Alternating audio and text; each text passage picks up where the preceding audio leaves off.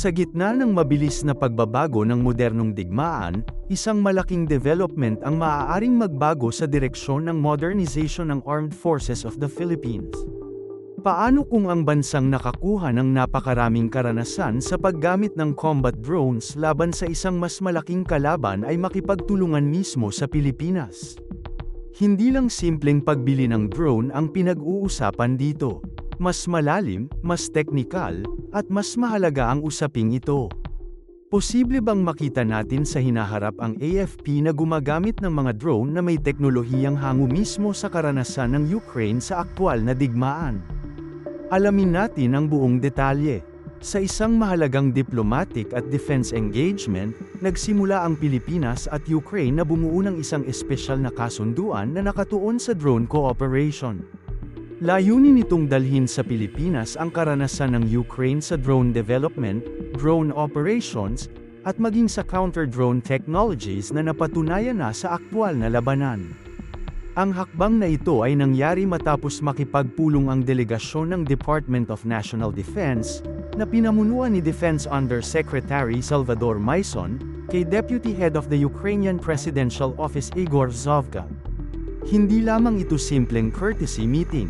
Ayon sa inilabas na impormasyon, tinalakay ng dalawang panig ang pagpapalawak ng defense cooperation, pagpapalitan ng military expertise, at pagbuo ng mas matibay na ugnayan sa larangan ng defense technology. Isa sa pinakamahalagang bahagi ng kanilang naging pag-uusap ay ang posibilidad ng tinatawag na drone deal framework. Kapag sinabi nating framework, hindi agad ito nangangahulugang may pipirmahang malaking kontrata sa pagbili ng drone. Sa halip, ito ang magiging pundasyon ng mas malawak na kooperasyon sa mga susunod na taon. Maaaring kabilang dito ang technology transfer, joint development, pagsasanay ng mga operator, intelligence sharing, at maging ang pag-aaral kung paano gumawa at mag-maintain ng sariling drone capability ang Pilipinas. Kung tutuusin, ang Ukraine ang isa sa may pinakamalawak na karanasan sa paggamit ng drone sa buong mundo sa kasalukuyan. Mula nang magsimula ang malawakang digmaan noong 2022, naging pangunahing sandata ng Ukraine ang iba't ibang uri ng unmanned aerial systems. Hindi lamang reconnaissance drones ang kanilang ginagamit. Kasama rin dito ang first-person view o FPV attack drones, long-range strike drones, maritime drones, intelligence drones, at iba't ibang counter-drone systems. Sa katunayan, maraming operasyon ng Ukraine ang naging usap-usapan sa buong mundo dahil sa kanilang matagumpay na pag-atake sa loob mismo ng teritoryo ng Russia. Isa sa mga pinakamalalaking target ay ang mga oil depot, fuel storage facilities, logistics hubs, command centers, radar installations, at maging ilang strategic military airfields. Dahil dito, napilitan ang Russia na maglaan ng mas malaking pondo at resources para protektahan ang kanilang mga critical infrastructure. Sa ilang pagkakataon, naapektuhan pa ang fuel distribution sa ilang rehiyon dahil sa serye ng drone strikes. Ipinakita ng mga operasyong ito na hindi na lamang malalaking fighter aircraft o cruise missiles ang may kakayahang magdulot ng malaking pinsala. Minsan, ang isang drone na mas mura ng maraming beses kaysa sa target nito ay sapat na upang sirain ang isang napakahalagang military asset. Ito ang tinatawag ng maraming defense analysts na asymmetric warfare. Sa halip na gumastos ng napakalaking halaga sa isang attack platform, gumagamit ng mas murang sistema upang makapaghatid ng parehong strategic effect. At dito nagiging interesante ang posibleng pakikipagtulungan ng Pilipinas sa Ukraine. Ang AFP ay matagal nang gumagamit ng iba't ibang reconnaissance drones. Ngunit habang lumalala ang security challenges sa West Philippine Sea at patuloy ang modernization program ng bansa, lumalaki rin ang pangangailangan para sa mas advanced na unmanned systems. Hindi lamang surveillance ang kailangan.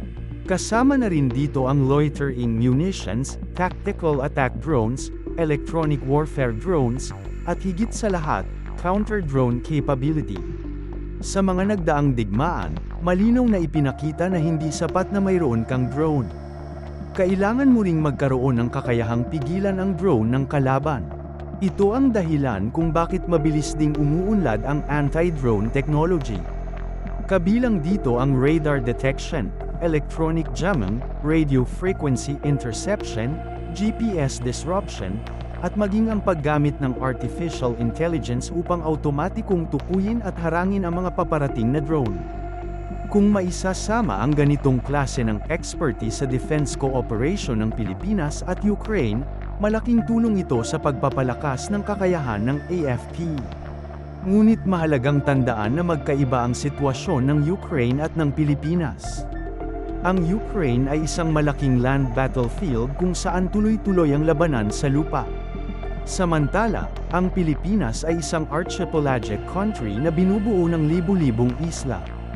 Ibig sabihin, iba rin ang operational requirements. Sa kaso ng Pilipinas, maaaring mas maging mahalaga ang paggamit ng drones para sa maritime surveillance, coastal defense, island resupply, intelligence gathering, search and rescue, at pagmonitor ng mga barkong pumapasok sa ating exclusive economic zone. Maaari ring gamitin ang long-range drones upang bantayan ang malalayong isla nang hindi kinakailangang magpadala agad ng malaking bilang ng barko o eroplano. Kung sakaling magkaroon ng armed drone capability ang AFP sa hinaharap, maaari rin itong magsilbing karagdagang deterrent laban sa anumang banta. Isa pang mahalagang benepisyo ng kasunduang ito ay ang posibilidad ng local capability development. Sa halip na umasa lamang sa imported systems, maaaring magkaroon ng pagkakataon ang Pilipinas na matutunan ang proseso ng drone assembly, maintenance, software integration, at maging ang pagdisenyo ng ilang bahagi ng drone ecosystem. Malaki ang potensyal nito para sa lokal na defense industry. Bukod sa military applications, maaari ring makinabang ang disaster response, maritime law enforcement, environmental monitoring, at humanitarian operations. Para naman sa Ukraine, may malaking benepisyo rin ang pakikipag-ugnayan sa Pilipinas. Habang patuloy nilang pinapalawak ang kanilang defense industry, nais din nilang makapasok sa iba't ibang pandaigdigang merkado. Ang Southeast Asia ay isa sa mga rehiyong mabilis ang paglago ng defense spending. At bilang kasalukuyang chair ng ASEAN ang Pilipinas, mahalaga rin sa Ukraine ang pagpapalawak ng kanilang diplomatic at defense engagement sa rehiyon. Hindi rin may kakaila na habang tumatagal ang digmaan sa Europa, patuloy ring naghahanap ang Ukraine ng mga bagong partner para sa defense cooperation, industrial collaboration, at political engagement. Sa kabilang banda, para sa Pilipinas, ang pagkakaroon ng mas maraming defense partners ay nagbibigay ng mas maraming pagpipilian sa modernization. Sa halip na umasa lamang sa iisang supplier, mas nagiging diversified ang sources ng teknolohiya at kagamitan. Mas nagiging flexible rin ang procurement strategy ng bansa. Gayunpaman, wala pang opisyal na detalye kung anong klase ng drone systems ang maaaring maging bahagi ng magiging kasunduan. Hindi pa rin malinaw kung ito ba ay mauuwi sa pagbili ng mga drone, joint production, technology transfer, o simpleng exchange of expertise. Ang lahat ng ito ay nakadepende pa rin sa magiging resulta ng mga susunod na negosasyon. Ngunit isang bagay ang malinaw. Ang drone warfare ay hindi na teknolohiyang panghinaharap. Ito ay bahagi na ng kasalukuyang realidad ng modernong digmaan. At kung nais ng Pilipinas na manatiling handa sa mga bagong uri ng banta, mahalagang pag-aralan at gamitin ang mga aral na napatunayan na sa aktwal na labanan. Sa huli, ang posibleng drone cooperation ng Pilipinas at Ukraine ay hindi lamang tungkol sa pagbili ng bagong kagamitan. Ito ay tungkol sa pagkuha ng kaalaman, pagpapalakas ng sariling kakayahan, at paghahanda sa isang bagong panahon ng warfare kung saan ang bilis ng innovation ay kasing halaga na ng lakas ng sandata. Kung magiging matagumpay ang inisyatibang ito, maaaring ito ang maging simula ng isang bagong yugto sa drone capability ng Armed Forces of the Philippines at isa pang mahalagang hakbang sa patuloy na AFP modernization program. Ano ang inyong pananaw? Makakatulong ba ang karanasan ng Ukraine upang mapabilis ang pag-unlad ng drone capabilities ng Pilipinas? Ibahagi ang inyong opinyon sa comment section, at huwag kalimutang i-like, share, at mag-subscribe para sa mas marami pang update tungkol sa Philippine Defense at AFP modernization.